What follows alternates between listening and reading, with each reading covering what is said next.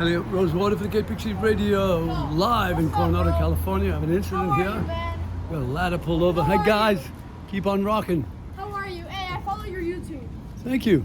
Hey, my mom supports you. Thank you. Hey, can we have a picture real quick? Yeah, sure. Let's share a smile. Al Graham for the Gay Pixie Radio. These kids are going to take a picture with me. Have a great day, sir. What's your name? Mateo, have a great day. Mateo.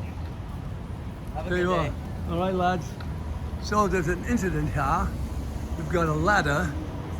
We've got you've got your basic yellow tape. Caution, do not pass. I don't see any accident, I know, but I will get some info from these people over here. So you got your basic black and white sitting in the middle. You got a after the fact incident. Don't know what it was, but we'll find out very quickly. There you have it, people waiting for the matinee. They revived the old Coronado movie theater. It was built in 1947, then it closed for about 15, 20 years.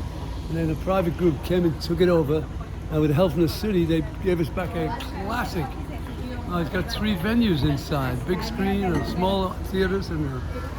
Did anybody witness what happened here? No. No? No, we're just investigating stuff. Who dressed you? You look great. Huh? Captain Pink? For the Barbie movie. Oh no, of course. I got it. Everybody goes in costume. Nice.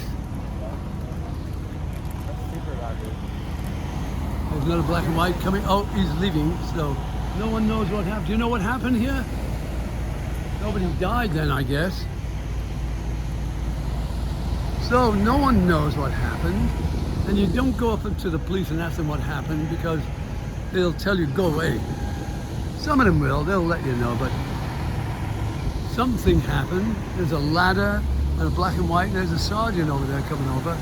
He's probably seen me and probably wants to investigate me, I hope. And there you have it. Al Graham for the KPC Radio, the only nuclear-powered radio station on God's green earth. We're downtown Coronado. We're at the old Coronado Village Theater, and it opened in 1947. Then, in the middle of the street, they had this big old, it was like a train, a tram car train. And it went all the way down the bay, all the way back up. And then it came over on a ferry from San Diego. And then it went all the way down the Strand, which was a windy road. Or did it? I think it ended here, I'm not sure. What's the name of the Disney movie? What's the name of the movie tonight? Barbie. Barbie? Barbie. Barbie doll? Barbie? Yeah, like the Barbie. Like So the doll. you guys are going to see a Barbie fucking doll movie? Yep. Yeah. I'm going too. You are? Yeah. Is it cool?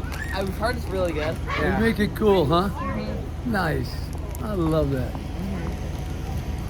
Excuse me, the Mickey Rooney lookalike contest is, you won. It was a joke. Mickey Rooney was a little fella. You have to explain your jokes these days. There you go, there's Coronado's finest fire department. So, they've got yellow tape there. Now, are you telling me that they planted a tree?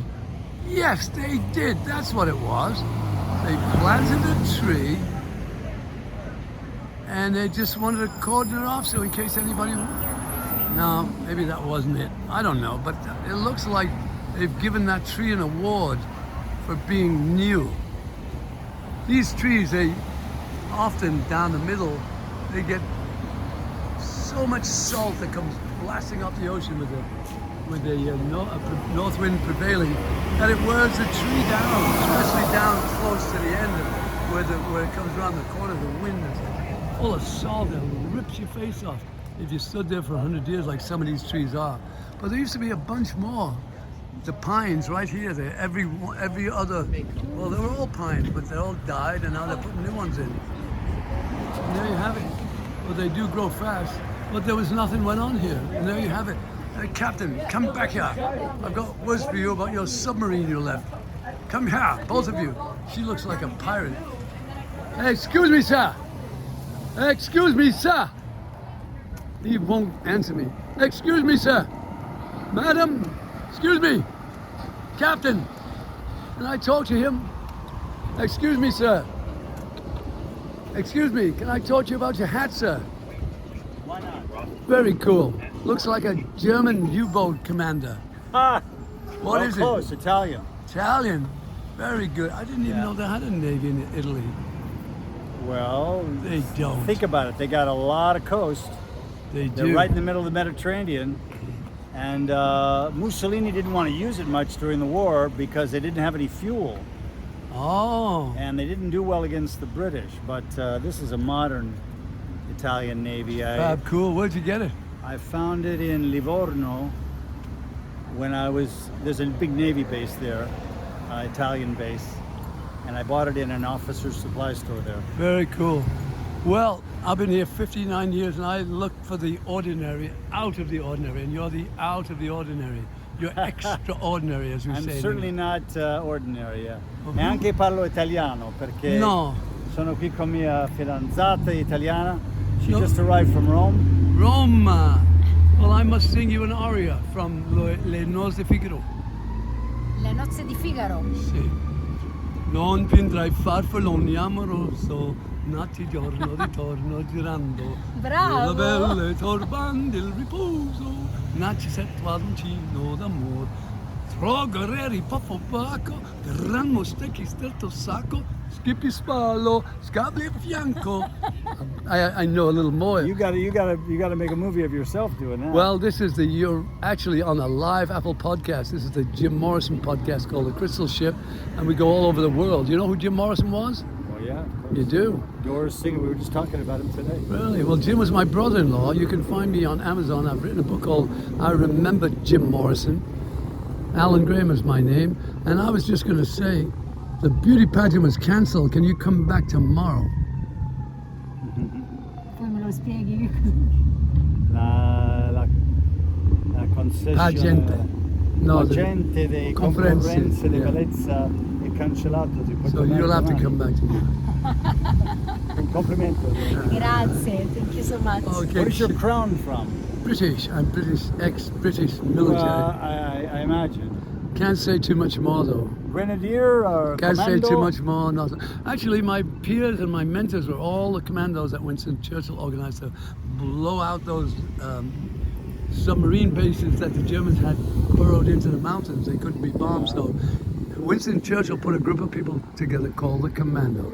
They were ordinary men who could do extraordinary things. They were picked for a high intelligence, and they're the ones who ended the submarine warfare. I wouldn't say I know them well, but I've studied them a bit, and they were hated particularly by Hitler, Oh, yeah. who decided to shoot them on sight if they were captured. They after the war my teacher and everyone else's, and they could kill you with a single digit, show you how to sew a button on, tell you where all the pressure points were, the carotid, the subclavian, the brachial and the femoral pressure points, how to save someone's life and how to take someone's life.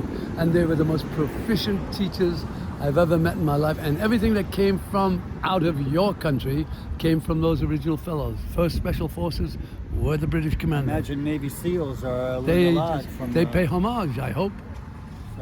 I hope they do. Yeah. Well, all Special Forces came from that one thing. And listen to this.